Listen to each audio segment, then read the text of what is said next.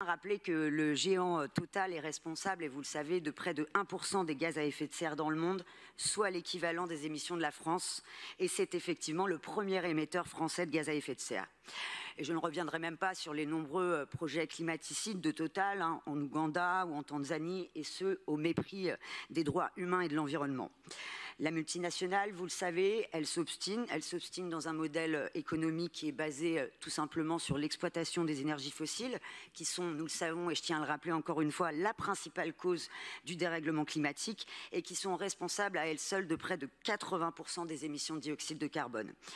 Et donc, vous le savez, grâce aux écologistes, la ville de Paris a rejoint, à la star d'autres collectivités françaises, une initiative pour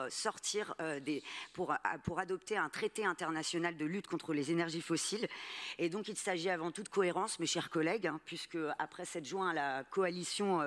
de collectivités et d'ONG pourra signer en justice le géant pétro-gazier, après avoir refusé le sponsoring de Total pour les JO, et surtout après avoir rejoint cette initiative pour sortir d'un traité des